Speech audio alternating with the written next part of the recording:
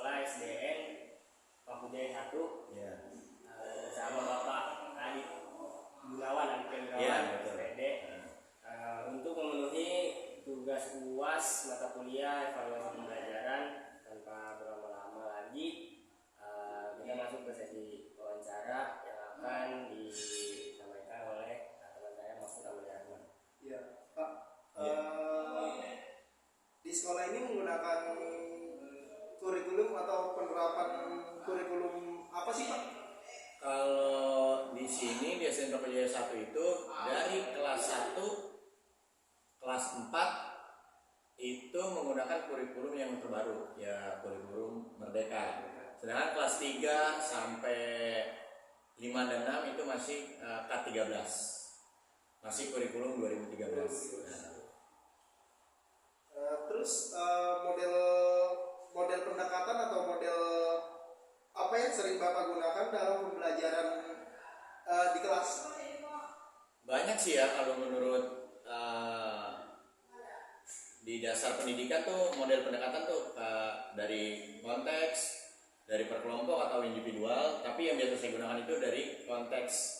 Jadi model pendekatannya itu saya coba mendekati murid nih, misalnya murid itu nggak tahu nih mata pelajaran yang saya terangin itu dia nggak tahu. Saya tanya apa masalahnya, nggak bisanya di mana. Nanti kita kerjakan sama-sama sampai si anak itu bisa. Dan saya di sini melakukan pendekatan itu tidak menekankan atau tidak terlalu menekan ke anak tersebut, biar anak itu merasa nyaman dan nggak merasa tertekan. Gitu aja sih. Terus menurut Bapak,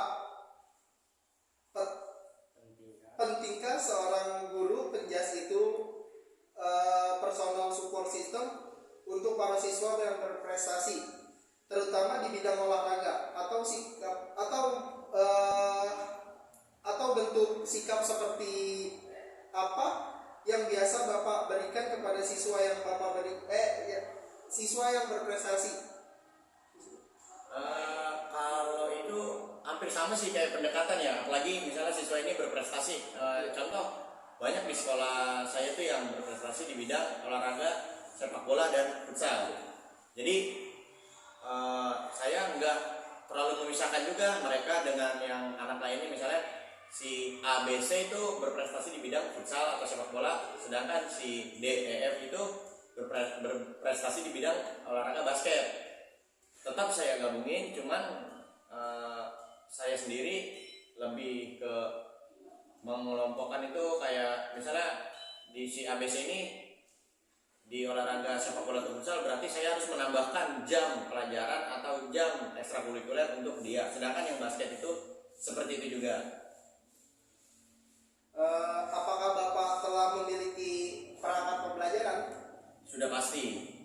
Di sini setiap guru sebelum masuk ke awal semester sudah pasti ditanya oleh kepala sekolah, sudah buatkah perangkat pembelajaran atau yang biasa disebut kita tuh RPP.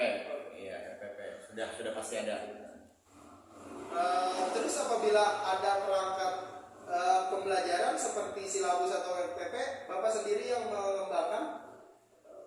Ya, karena saya sendiri yang buat, karena saya guru Penjaskes.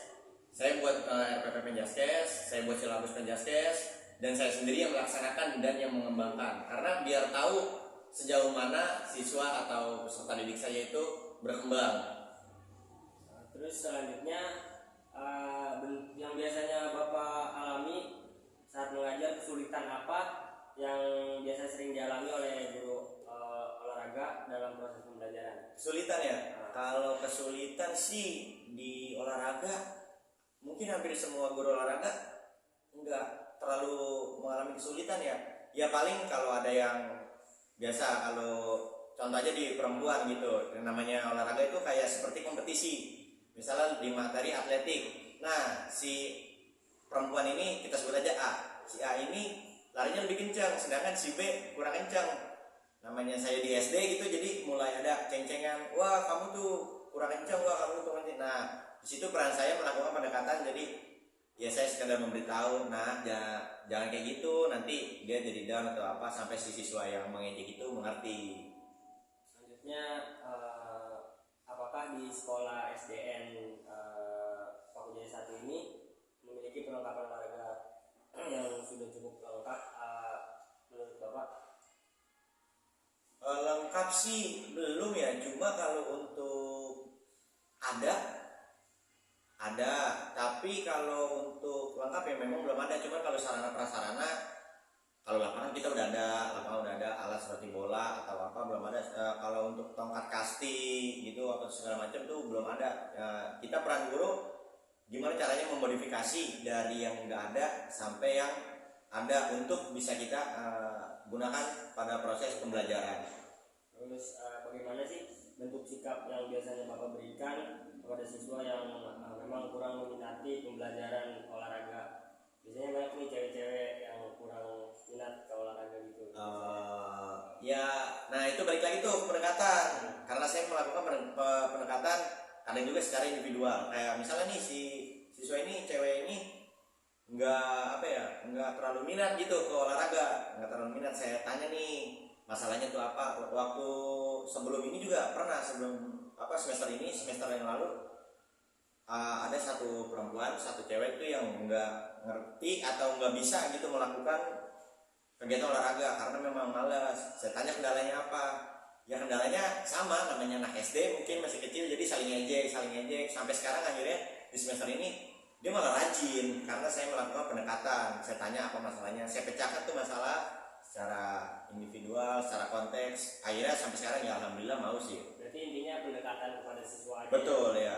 Terus pertanyaan terakhir, biasanya evaluasi apa sih yang Bapak gunain setelah pembelajaran?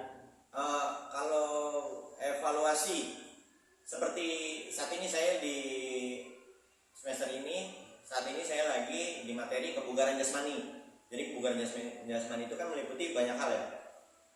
Nggak semua siswa itu bisa melakukan kebugaran jasmani.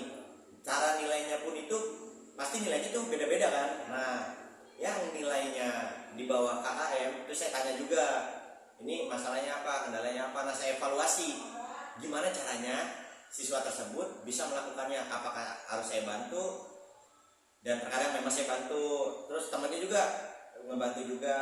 Jadi di evaluasi itu mungkin di akhir kan ya, evaluasi itu kan di akhir ya, saya cari masalahnya apa, kesulitannya di mana, saya pecahkan masalah tersebut, saya evaluasi sampai akhirnya siswa tersebut bisa melakukannya. Berarti inti dari semua ini yang penting kita ada pendekatan. Betul, pendekatan ya, pendekatan. Mungkin itu aja sih Pak yang